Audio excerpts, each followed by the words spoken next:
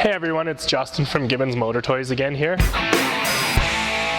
Now with sled season upon us, we thought we'd run over a couple of the changes Skidoo's done with the 2019 sleds as far as clutching and just give everybody a refresher on how to adjust the primary and secondary clutches. So we'll start by getting all the panels and belt guard and everything out of the way here. So first thing you'll notice with the new panels, they have a vent cut into the panel now, which is ducted directly to the new clutch CVT clutch cover they have there. Inside you can see it's actually got a foam ring that seals to the housing on the clutch cover. So it helps it get some extra airflow. When you take the belt guard off, the first thing you'll notice with the 2019s is they now have a fin secondary to help for cooling and airflow. Works in conjunction with the new duct that they built in the panels.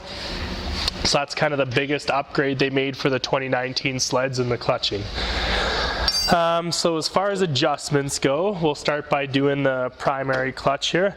They actually supply all the tools in your toolkit, so it's got the Allen key and the wrench to do all your adjustments, so we'll pop this stuff out and have it ready. Then what you want to do with the primary clutch is they have a gold bolt that sits inside here, and you back the bolt off. And once you loosen it off, it has a little cam that's numbered from 1 to 5. The big thing to remember is there's 3 different towers on each of these primaries and that have the adjustment on it. They all have to be on the same number. As you go up in numbers, it increases RPM, and as you go down, it lowers RPM. So obviously the big thing you want to do when you're out the first ride each day, go get your first hill climb, do a pull, check your RPM, and then adjust from there. These sleds usually you want to be running around 7,900 RPM. Most clicker adjustments will adjust from 1 to 200 RPM, so it kind of gives you a baseline. If you're 100 or 200 RPM low, go up 1 clicker and then test again and check your RPM. Once you're all done, just make sure all the bolts are tight so that you don't end up losing any of these. You don't want them falling out. And that's really it for the primary clutch. On the secondary clutch, all you're worried about is adjusting your belt height so that it's not dropped in the sheave. Make sure it gets a good grip on the belt when the clutch is engaged, no slipping. So as far as doing that, generally just have to back off this bolt here.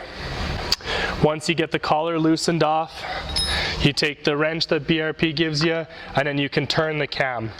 As you go in with the cam, it's going to open the clutch sheaves and drop the belt height. Then vice versa. If you go out, you'll generally have to turn the clutch though to actually see the belt go up, as it'll be sticking in the sheaves. But yeah, just turn it out, and then usually a general guideline for the belt height is putting the bottom of the cogs in line with the top of the clutch sheave. That's most of the time that's the best and easiest visual adjustment for these clutches. So that's about it. Just wanted to give everybody a quick refresher before the season on how to adjust your primary and secondary clutches. Keeping these adjusted properly is going to give you the best performance and the best belt life. So really important to watch this. And that's about it. Have fun sledding, and we'll see you soon.